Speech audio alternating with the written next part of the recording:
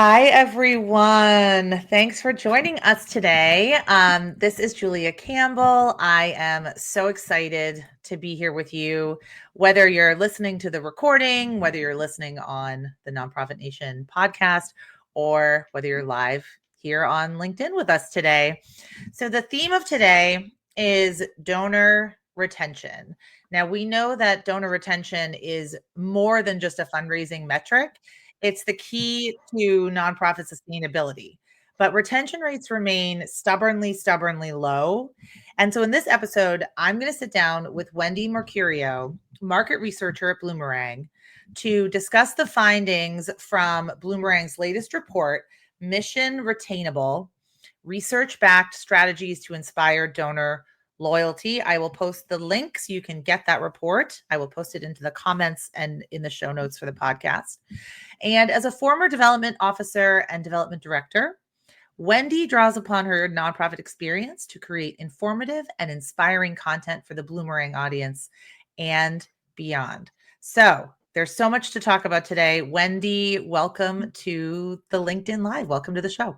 Thank you. I'm happy to be back. This is like I think my third time on with you. It's always so much fun. Thank you for having me. Yes. And there's always so many new, amazing research reports. So much is coming out from Bloomerang that's pretty exciting. This report, Mission Retainable, can you provide just maybe a quick overview of the new report? Yeah, so the synopsis of it is it's called Mission Retainable, and it launched about a month ago, right, this past February. And we conducted our surveys late fall, early winter, and we had over 1,000 donors. We had over 380 fundraisers all give their input on donor retention. To learn a bit more, right? We wanted to know what's working and what's not working. And we were really excited to create this research-backed guide for fundraisers to help, keep donor retention top of mind in the new year. To keep it top of mind. I think it does kind of get sort of pushed down because of donor acquisition, and we're so focused on getting new donors, creating ads, creating campaigns, creating fundraising campaigns, sending email appeals. So I think that's really interesting that Bloomerang decided to focus on donor retention, which I think is the backbone of any sustainable fundraising program. Right. So the report highlights several things, just some statistics that I thought were interesting. 63% of donors give because they feel connected to a mission. And even despite that, retention rates remain stagnant. And why do you think nonprofits struggle to maintain this connection after that first gift?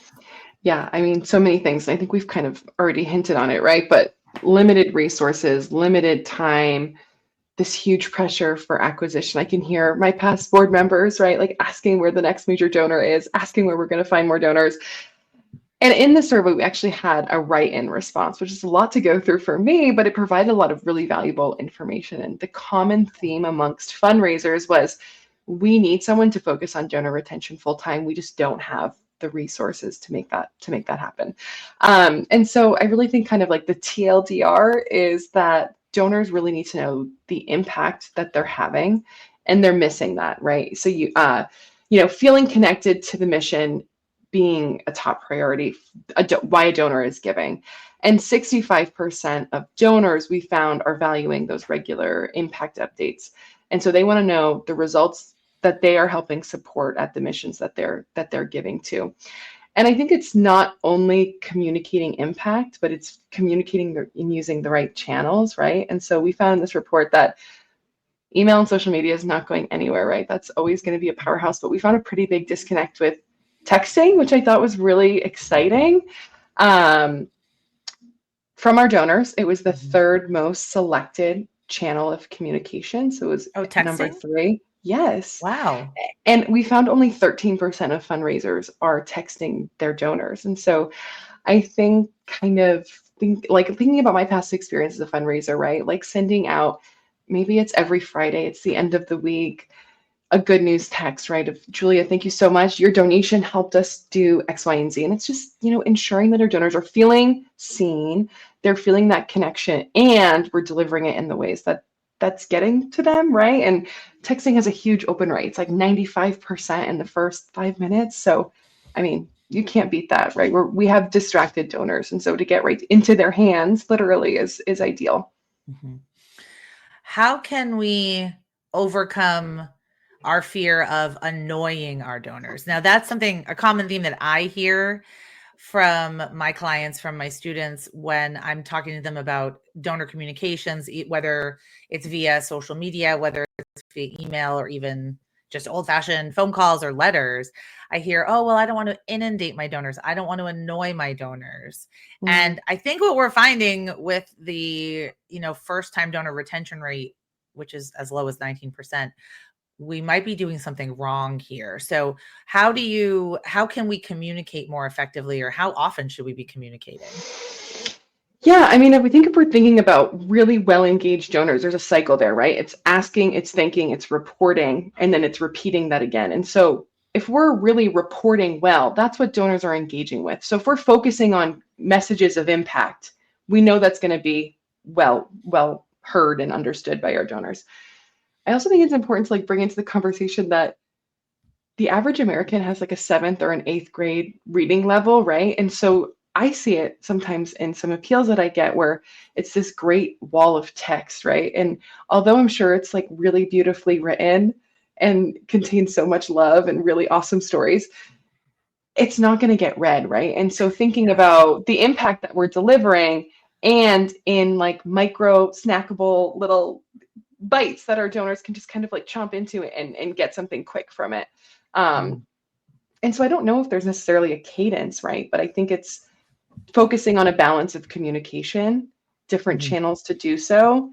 And even, I mean, we had some survey questions around donor surveys. And Oh so yeah. using that information, right, we can ask in those surveys, how do you want to be communicated with? And so if Mhm. someone says email, we can take their word for it, right? They want to be emailed. Let's communicate with them that way. So yeah, I think it's a multifaceted approach there. Right. And I think it's important to understand there's really no one size fits all. Yeah. And really, this is a research report that's just showing donor preferences and, things that nonprofits are doing that are working, and things that maybe donors want. But for, Mary says our donors don't supply their phone numbers. Well, then potentially they don't want to hear from you via text. Right. So Yeah. that's fine. Like, I think the whole key here is to increase, transparency, increase the impact reporting. Those are major factors in donor retention.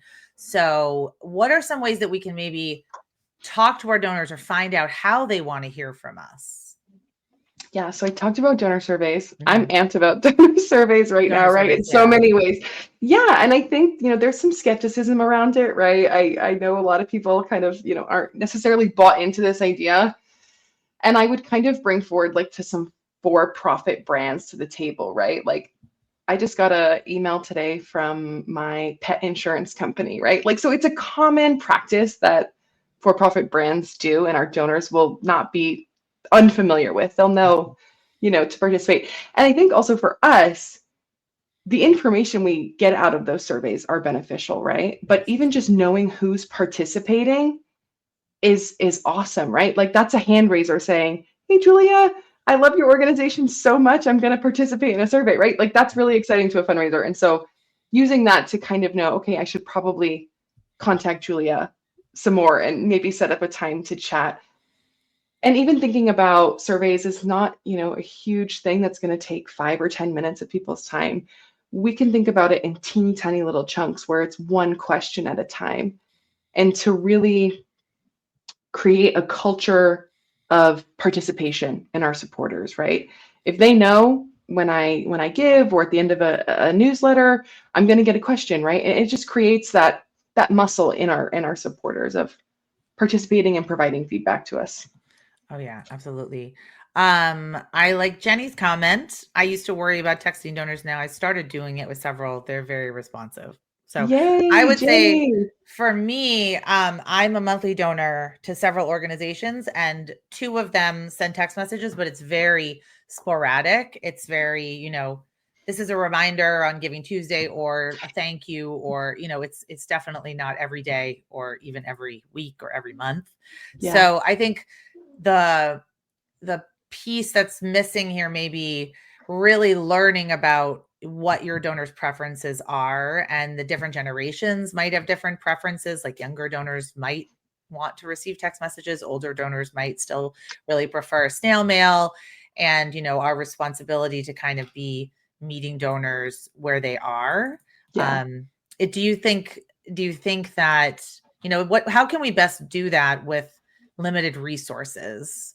Like what are some practical low cost ways we can improve donor retention without literally physically going through every single donor and calling them on the phone and thanking them? Because I don't think that's always possible. Yeah. And I think we can start with knowing our tools really well, right? Like a CRM has so many capabilities and so much information on our donors, and it can be really overwhelming if maybe you inherit one that you're not familiar with and you have that learning curve, or maybe you inherit a messy database, which is like the worst thing in the world. Been there, done there, got the t-shirt. That's the worst thing ever.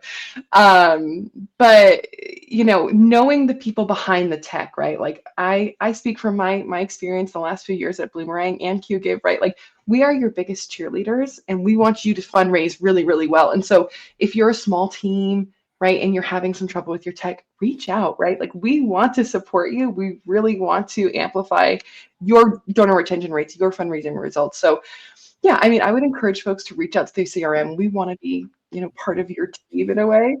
And then we talked about donor surveys, right? This is another low lift way that we can create this culture of participation, knowing our donors deeper, right? That's really where we're going to have those personal relationships. That's going to be absolutely paramount. Mary had a question. I want to know your thoughts. I have some thoughts on this. So software solutions propose automated connection with our donors, but is that really connecting? Yeah, I think it absolutely can be, right? There's definitely some really basic automated things that come with a CRM that can feel robotic and cold, right, to your donors. Thank you for your gift to our organization on this day, and that's it. And so using personalization in tandem with these tech tools, we can know, well, Julia always supports, this campaign, or Julia gave to us because of this reason, right? And we can tailor our communications that are then automated, right, to donors in that group. And so, yeah, I think it's a yes, and right. Yes, it can feel that way, but it doesn't need to, right? We just need to put a little bit of time and effort behind those communications.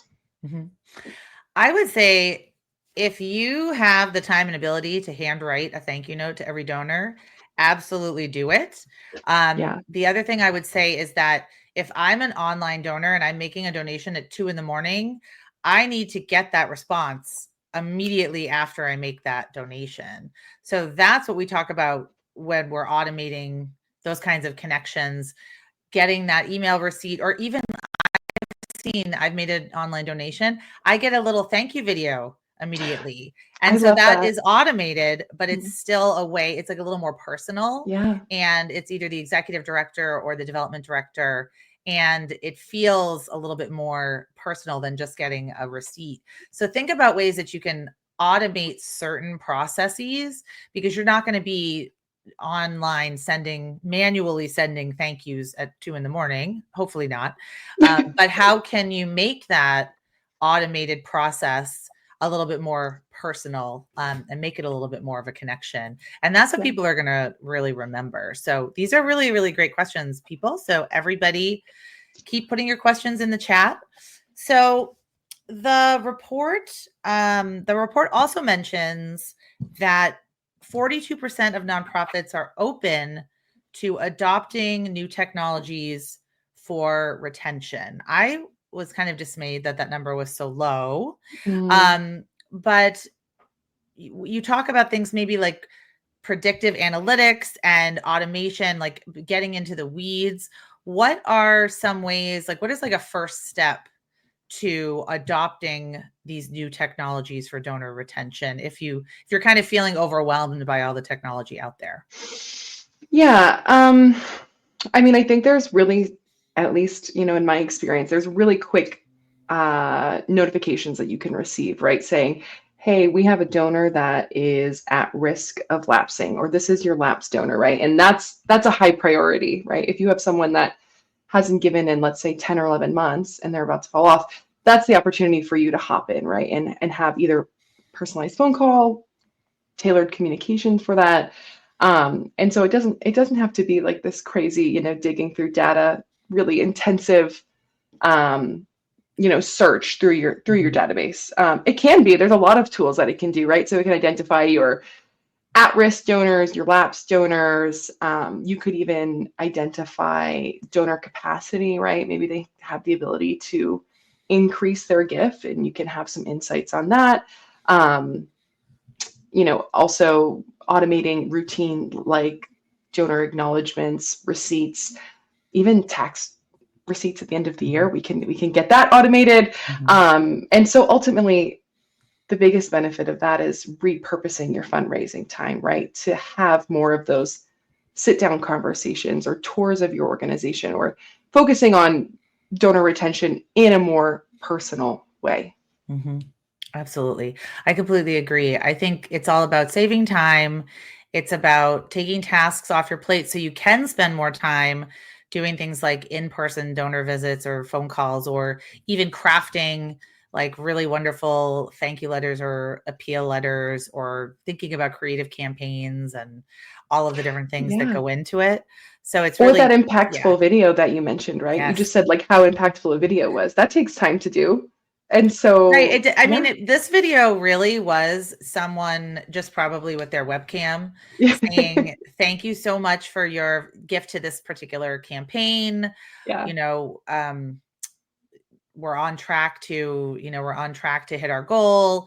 It was just very simple, but it elevated that thank you a little bit, Yeah. in a way that was unexpected. So I think any way that you can change expectations, or you can challenge expectations and do things, not the way that maybe the donor has always seen it or expected it, Yeah. is always really great.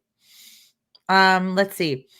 How do we figure out, this is something that this is like goes back to, we have imposter syndrome. We think we're annoying our donors, right? So Richmond Yeah. Community Services asks, how do we figure out what platform is best to keep them in the loop, as the difference in age groups makes it hard to track?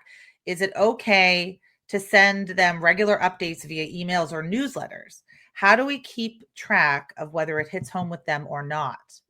And if not, at what point should we stop? It's a lot That's a lot in that. I'm in trying that question. I'm trying to hit it all here.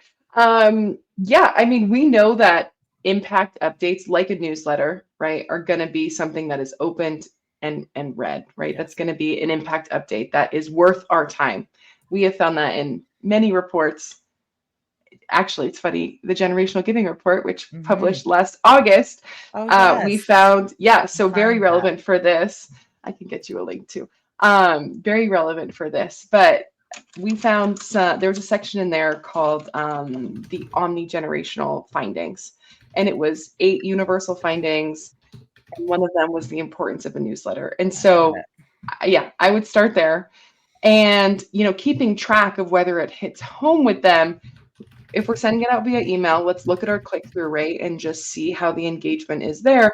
And I think the word of the day for me is survey right now, but can we send a survey after and say one question and say, hey, Julia, did you enjoy our newsletter? What would you like to see, or what did you enjoy? Mhm. Um, you know, that information that we get from our constituents is really valuable. And so not being afraid of that is a good way to take a pulse if that newsletter is landing the way that you want it to. Mhm. And there literally is no one size fits all. Okay. So you could send an email every week. 90% of your subscribers could love it. you could get one person that complains, and that's the one thing that you'll be thinking about all weekend. And I know that very well as a Yeah. marketer and a communicator. And I think we have to put that kind of thing in perspective. So if you're sending a regular email newsletter and you are getting a crazy amount of unsubscribes, you need to think about it. But if you're getting one or two or three every email newsletter, I wouldn't stress out about it. I wouldn't worry about it. It's just people change jobs. Maybe you're just not for them right now. Maybe they still love you, but they just are getting too many emails. So we tend to overthink and think that we're communicating. But as this report is showing, and as all of this donor retention information is coming out, donors are not hearing from us enough. They are not hearing about the impact of their gifts. They're not hearing about what's actually going on. And they kind of feel out of the loop. And I think that's almost all generations are feeling that. So I think the way to be communicating with the different generations, I would pick two methods of communication based on your bandwidth. If you have a marketing department, that's great. If you are a volunteer executive director, there's going to be limitations on what you can do. So taking into account your bandwidth, but also just really, I want to stress that donors are communicating their preferences and saying they want to hear impact stories. They want to hear from us more often, and they want to have more meaningful connections. So, how can we best give them that, right? Yeah, I think something too important to note too with the unsubscribe rate is to also know where you are at, right? Like if you haven't, I'm going to speak from my own experience. Yeah. I came into an organization after there was no donor retention efforts happening at all. And so any communication that I was sending out, it was the first time these folks were hearing from anyone in a very, very long time. And so unsubscribe at that point is going to happen, right? Like that's an inevitable thing to kind of shake off some of the dust that's happened from the last few years. And so also knowing where your organization is, I think is really important, and knowing how much you should be taking that unsubscribe rate to heart and taking it home with you, like you mentioned, Julia. Yeah.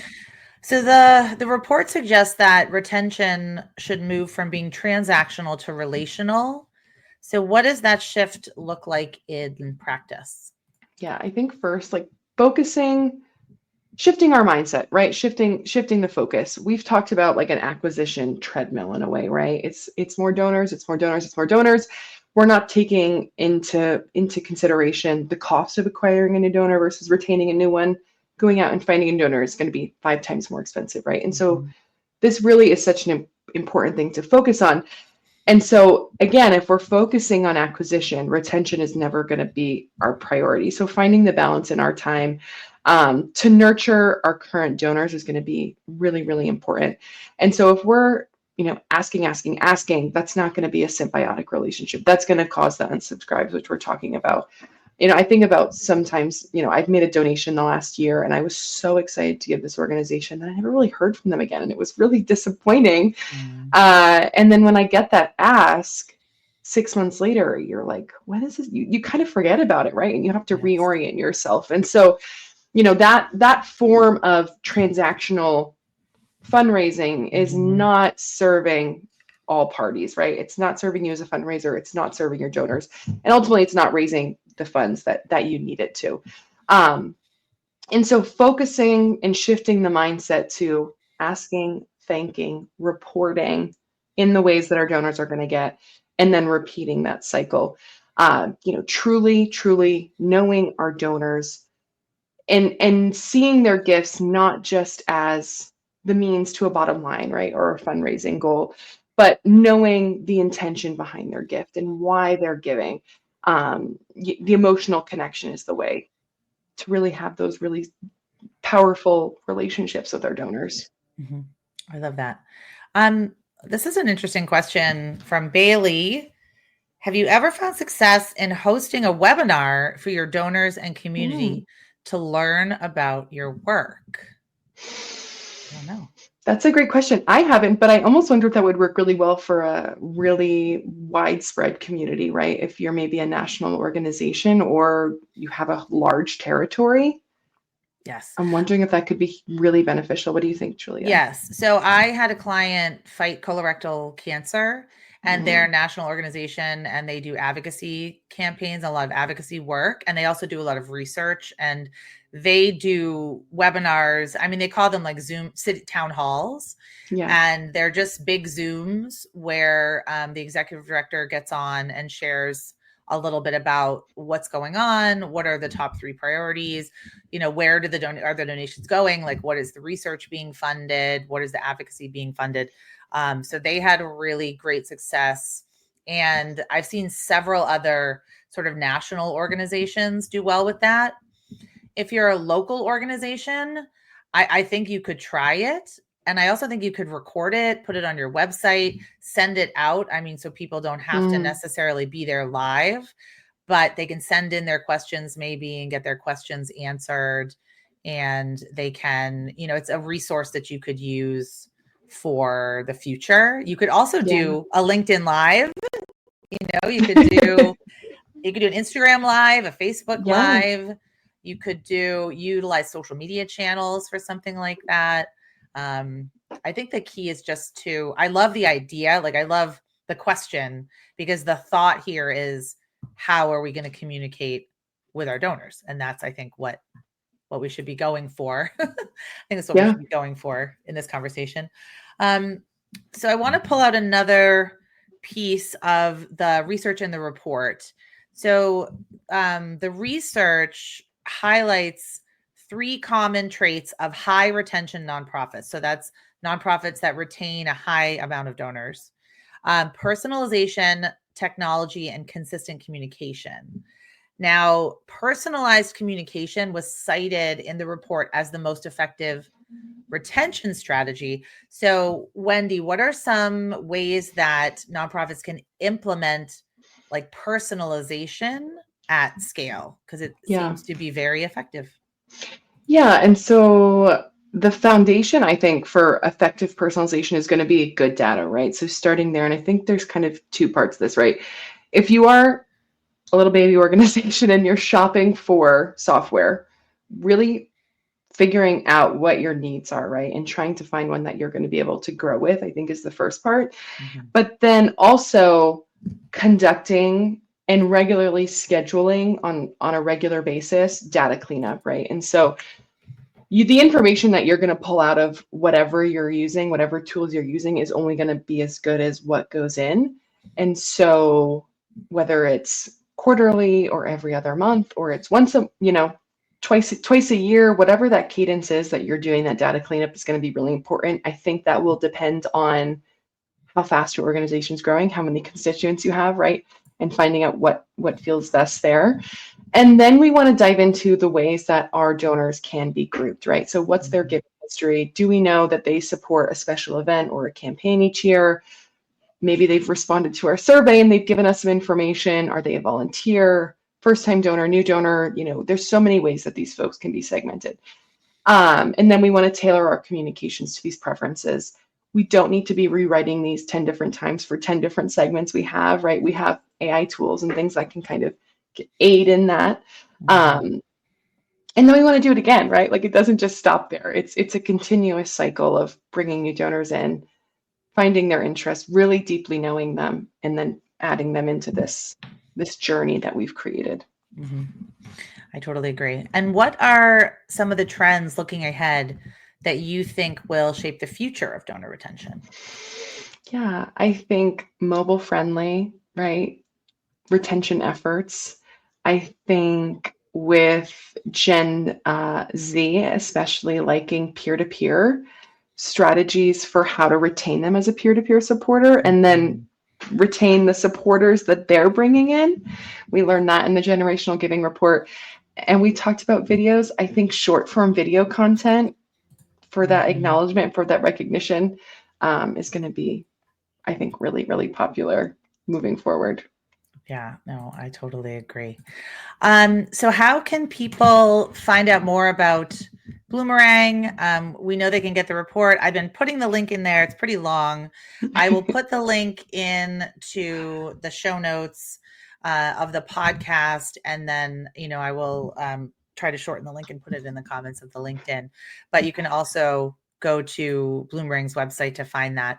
But where can people connect with you, learn more about donor retention strategies and the kind of work that Bloomerang does? Yeah, head to the Bloomerang website. We have a really extensive resource center. We've got webinars, we've got guides like Mission Retainable. We can help you solve any fundraising challenge that you're working on. Head to our socials as well, Bloomerang Social. That's where we're posting all of our new resources like Mission Retainable, all the things happening with our product and our work. And if you want to reach out to me, you can find me on LinkedIn, Wendy Mercurio, or shoot me an email, wendy.mercurio@bloomerang.com. Okay, same with me. You can find me on LinkedIn and send me an email if you want access to any of these resources. And you can always just go in the show notes or go in the comments. But this has been really, really wonderful. Any sort of last thoughts, last tips, some last words of advice for nonprofits struggling with donor retention? Yeah, I definitely encourage folks to go download the report. It really is such an important time. There's so much happening at the federal level that is quite overwhelming. There's a lot of things happening in our sector that I think, now is the time to focus on donor retention, its sustainability for our organizations. I just thank everyone so much for attending and for listening to me. And thank you, Julia, for having us. It's been a lot of fun. Thank We you. did get one more question. This always happens as we're wrapping up.